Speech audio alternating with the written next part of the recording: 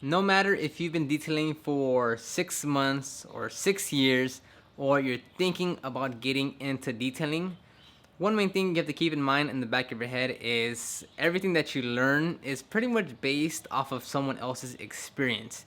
There is no hard set rules or laws or methods you have to follow in pretty much any part of detailing. Yes, there's popular methods that have been adopted that are frequently used by professionals, but at that same token, you can also do whatever you want because there is nothing that governs what you do in detailing.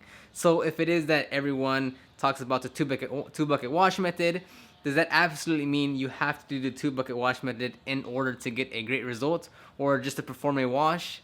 Not at all. If everyone's saying that you're not supposed to clay or wax the paint in circular motions but instead do back and forth motions, is that what you're supposed to do every single time?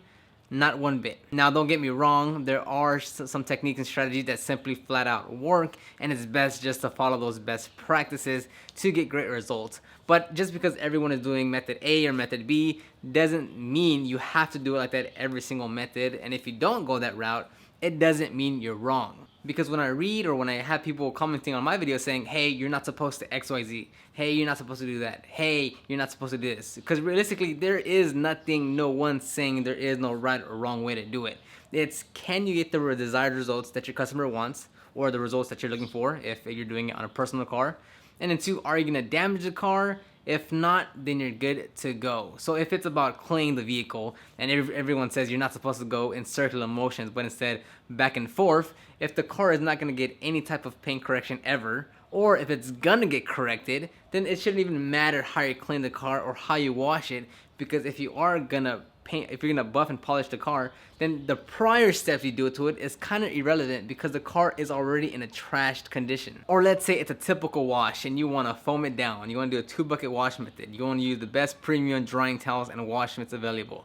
But that's the only time that customer is going to contact you for a wash, then it doesn't make sense to go through all that trouble, through all that products and tools and chemicals and all that time just to have a basic wash performed where they can go down the street to a much more convenient car wash for a much cheaper price and get the same results. And the main difference between what you do and the next person does, if you're running a detailing business, is who gets the customer first. If you're detailer A and I'm detailer B, and you are by certain 10 times better than I am, but I'm getting the customers before you do, then it's completely irrelevant what you do compared to me. So if I'm doing everything wrong, hypothetically speaking, if I as detailer B am doing everything wrong and I'm doing the wrong wash methods, I'm not correcting the paint properly, I'm not maintaining the cars properly, I'm just doing everything that you're not supposed to be doing, right? And I'm just like a B minus detailer, but I'm getting most of the customers and you're getting not as many, then it's irrelevant what you do because I have the customers. And I'm not saying the customer is gonna contact you and you're just gonna scam them and rip them off and do this, the worst job ever and still get paid. No, if a customer contacts me, hypothetically speaking, that I'm, detailer B and I'm a, B minus detailer, and they contact me and they pay me, then their judgment on how well their car is gonna turn out or what's capable of being fixed on their car, whatever it is that they want to get cleaned, whether it be the engine, some specific isolated scratch, swirl removal, interior cleaning, whatever it is, they're going to base their judgment on what I tell them and what I can perform. So even if it is that you can do a better job as detailer A, they're basing everything off of detailer B, so whatever I tell them is essentially going to go. So even though there's a scratch that maybe you can get out, but I tell them it's not removable and you shouldn't do that, they're gonna trust me because they contact me. I am the authority, and they're the one that they hired me instead of you. So hopefully this makes sense. It's kind of more into like a mindset type of deal between the customer and the person they hire.